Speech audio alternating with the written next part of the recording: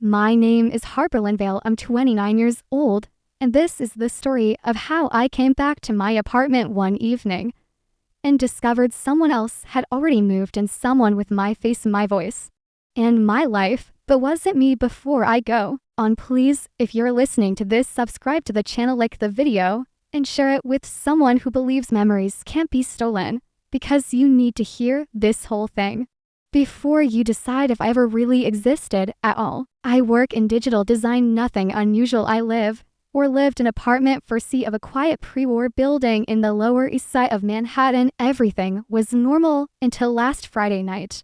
I'd just returned from a short work trip to Boston. I unlocked the front door, climbed the creaky stairs to the 4th floor, and when I reached my door, the number plate for C was missing. That was strange, but stranger still was when I inserted my key, and it didn't fit, not jammed, completely wrong, like the lock had never belonged to me. I knocked, confused, assuming maybe the landlord had changed something. A woman opened the door, and it was me. Same black coat, same tired expression, even the same chipped nail polish on her right hand. But when I said, "Excuse me, I live here," she furrowed her brow and replied, "I think you're mistaken. I've lived here for 3 years." I laughed nervously and tried to explain, but she pulled out an ID, a state ID, and it said Harper Linvale, my name, my birthday, my address, and her face, my face. I ran, called the police. They came, checked her documents. Everything was in order. They looked at me like I was the imposter. I even showed them my old lease, but the signature on it wasn't mine. The handwriting was close, eerily close, but it curved differently, like someone trying to mimic my identity. I checked my wallet. My ID still said Harper, but the address, no. W listed an apartment I'd never heard of in Queens. That night, I wandered the city like a ghost with no key to the life I once owned. I don't know how she got there or who let her in, but someone has overwritten me. Not like a doppelganger, no, like a reset, and I'm terrified that if I don't find out who or what she really is, I'll vanish completely, like I was never the real one to begin with. This story is written and edited by Dark Life Side Diaries. After the police left me standing on the sidewalk with nothing but a fake-sounding name and a life that didn't seem to want me back, I wandered the city until dawn, finally landing in a dingy 24-hour diner on Delancey Street, ordering black coffee with shaking hands and flipping through my phone to pull up proof, something, anything, that I was real, that I had existed in apartment 4C, that I had friends, a job, a timeline, a history. But every photo I opened had been altered. The birthday party in my apartment last May, everyone was there except me. The group selfie from Central Park, just an empty space where I should have been. Worse, the timestamp remained. The tag still said Harper Linvale, but the face had been smudged out, like someone had manually erased me pixel by pixel. I dug deeper, old emails, calendar invites, design mock-ups I'd sent from my personal account. They were still there, still labeled with my name, but the reply threads were addressed to someone else. H. Linvale had become an alias, one assigned to a new email, a new photo, a new version of me. That wasn't me. Desperate, I texted my best friend Jordan, someone I'd known since college. His response, "Sorry, do I know you?" I called my mom. She answered, but kept calling me. Marissa said I sounded like someone her daughter used to know in high school, then hung up when I begged her to remember me. Was like my identity had been fractured and handed out to strangers. Like all the people in my life had been rewritten to remember her. Instead, I knew I needed to go back to the building. Maybe I could catch her leaving, force her to look me in the eye. But when I got back to the block, apartment 4C was gone. I don't mean metaphorically, I mean the whole building had changed. Different paint, different windows, a new name above the buzzer. The Ridgewood house that had always been that way. The doorman said there was no apartment 4C, only for A and for B. He'd worked there for 10 years, never heard of me. And when I demanded to speak to the landlord, he said the management company had no tenant by my name. But I remember living there. I remember the broken light switch in the kitchen, the way the radiator clanged at 3 a.m., the mug I broke on my second week. And so if I never lived there, why do I still remember how the floor creaked just outside the bathroom door? Someone is stealing my life, not like identity theft, like narrative theft. And if I don't rewrite the story myself, I'll be edited out completely. Waited until midnight before slipping back into the building, not through the front door this time, but through the alley behind it, where the fire escapes groaned like old bones and the trash smelled like decay, wrapped in plastic, and I climbed for floors up in the dark, clinging to rusted rails, every step echoing like a countdown, until I reached the window that used to be mine, the one I left crack open. For rare even in winter, and to my surprise, it still was. Someone had propped it open slightly with a folded matchbook, just like I used to do, and when I pressed my face close to the glass, I saw her, me, sitting in my armchair wearing my favorite Udi, drinking from my chipped blue coffee mug, laughing. But not alone, she was laughing with someone, a man. I couldn't see clearly, just the outline of his back as he leaned in close, touching her arm like he'd done it 1,000 times. And then I heard it, my laugh, not similar, not close exactly mine. I recognized the little crackle at the end of it, the way it faded into a sharp breath like I was catching joy. I didn't expect. My body went cold. She wasn't just mimicking me, she was me, or something wearing me like a costume with a face that fit too well. I moved round to the front, crouching in the hallway outside the apartment door. Apartment for see clear as day now, as if it had never been missing. And I placed my ear against the wood. That's when I heard the other voice, deeper, the man's voice, and what he said made the blood drain from my face. Are you sure she won't come back? Her reply, calm, amused, echoed through the wood like a blade wrapped in silk. She won't. I've buried everything she was. I stumbled back, heart pounding, and nearly screamed when I saw something carved into the doorframe, just a quick scratch, almost invisible unless you knew where to look.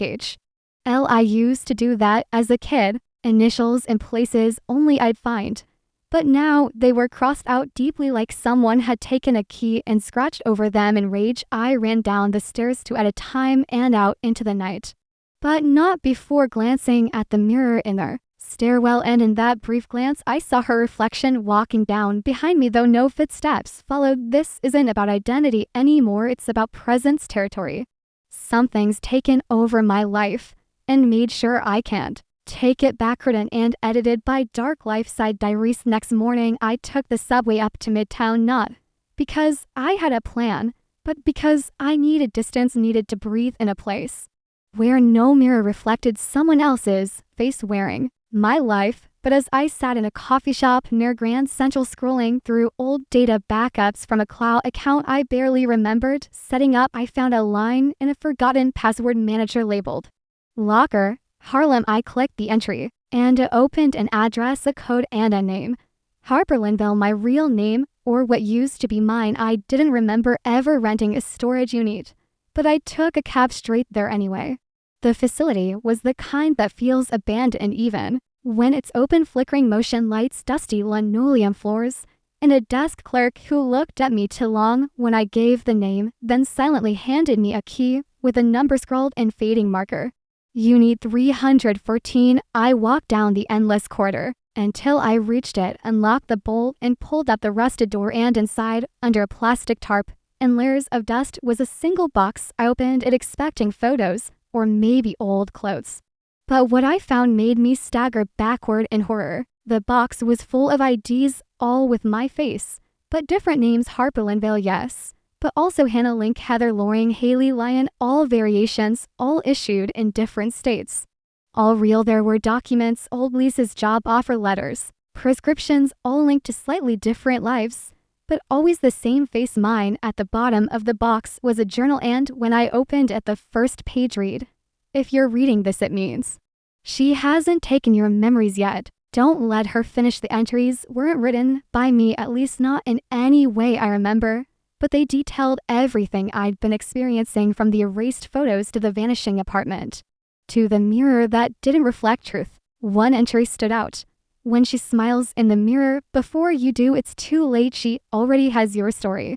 My hand shook. I took pictures of everything, stuffed the IDs into my bag, and ran out of there.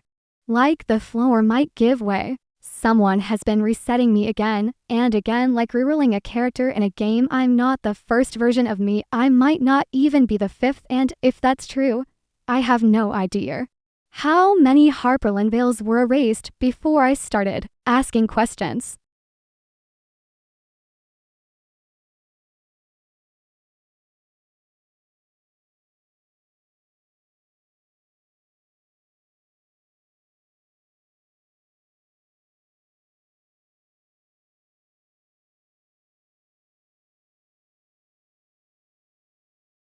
The next night I didn't sneak, didn't hide. I stood across the street from my building, heart rattling in my chest like it already knew what was coming, and when I saw the lights flicker on in for C, I waited until she came out, locking the door behind her with my keys, wearing my leather jacket and my face, and for the first time I stepped out from the shadows and said her know my name. Harper. She turned slowly, not startled, just amused, like she'd expected. This took you longer than the last one, she said, smiling with a mouth the cold wrong at the edges. I demanded answers, screamed at her to give me my life back, but she only tilted her head and said I didn't Kit, you abandoned it. She told me the truth like it was a bedtime story, that I was never the original, not this time, not the time before, that there had been many Harpers, all reset, all recycled, each one allowed to survive just long enough to notice before being overridden. You're not the host, she whispered, you're the placeholder. She stepped closer and whispered things I didn't want to hear, that she needed me to remember enough to feel what it's like to be erased, because that's what fed her, not just the body, the surrender. She reached into her bag and pulled out a cracked photo frame I thought I'd lost years ago, one with my parents, my dog, my first apartment. And the photo had been changed, same background, same couch, same pose, but she was in it, not me. And then she said the line that broke something deep inside me. I only keep you round to watch me replace you completely. I ran. I don't even remember where, just that the sky felt like it was bending, like the world was getting too small for two of us. I know now that fighting her is useless. She's not wearing my life. My life was built for her, and the more I try to reclaim it, the more I feel the cracks forming in my memories. What if I'm the duplicate? What if I was never Harper at all, just another face she borrowed for a while? But I remember the scar on my right hand, the smell of cinnamon in my first apartment, the name of my kindergarten teacher. Don't I? Then why can't I find a single person who remembers me?